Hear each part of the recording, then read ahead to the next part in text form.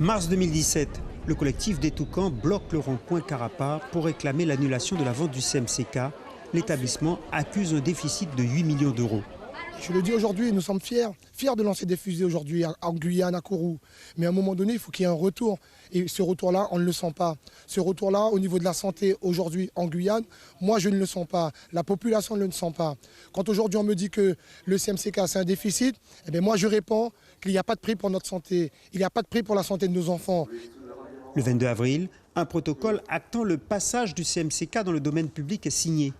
Si le personnel a été conservé, 30 mois plus tard, les représentants syndicaux décrivent une situation inquiétante. Je vais plutôt dire qu'elle est en décadence, c'est-à-dire qu'au jour d'aujourd'hui, l'hôpital stagne. Il y a très peu de projets, on a des structures qui n'évoluent pas. Là, au jour d'aujourd'hui, on demande un UHT, une réanimation. Ce sont des structures qui sont, on va dire, essentielles pour le bassin des Savanes. Selon nos sources, le projet médico-soignant de l'établissement n'est toujours pas devenu réalité, malgré les 100 000 € dépensés pour cette étude. Quant aux médecins, beaucoup ont quitté le navire jugeant le changement de statut défavorable.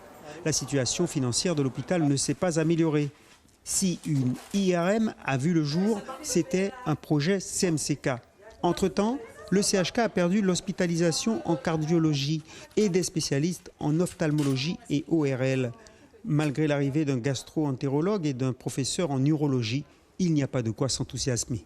Tous les hôpitaux de Guyane sont fragiles parce qu'ils s'appuient sur des recrutements de médecins qui, parfois, se fragilisent parce qu'il suffit qu'un ou deux médecins s'en aillent pour qu'une discipline entière disparaisse. C'est pourquoi il nous faut travailler sur l'ensemble de la Guyane, continuer à travailler et renforcer nos efforts en matière d'attractivité et de fidélisation. Lors du mouvement de 2017, le syndicat UTG souhaitait que le CHK soit autonome. Le projet de direction commune pourrait, d'ici la fin du mois, entériner sa perte d'autonomie. Une idée que Deviriman et l'UTG repoussent vigoureusement. Je rappelle que nous avons un centre spatial à Kourou. Et il y a quand même un certain nombre de prérogatives que nous devons avoir au niveau de l'hôpital de Kourou. Et aujourd'hui, on n'y est pas. Donc maintenant, c'est à savoir que nous, en tout cas, nous nous battrons pour que ça n'arrive pas du tout. Il n'est pas question que le CHK devienne une espèce d'appendice du chat.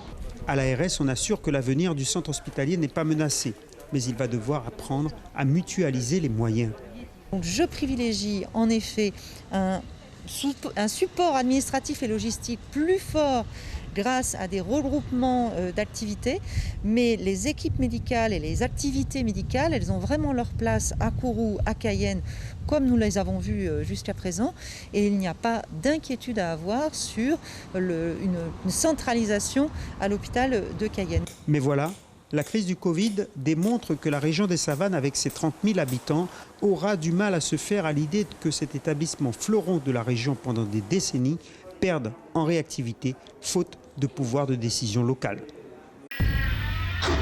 Suivez l'info sur Guyane la Première, télé, radio et Internet.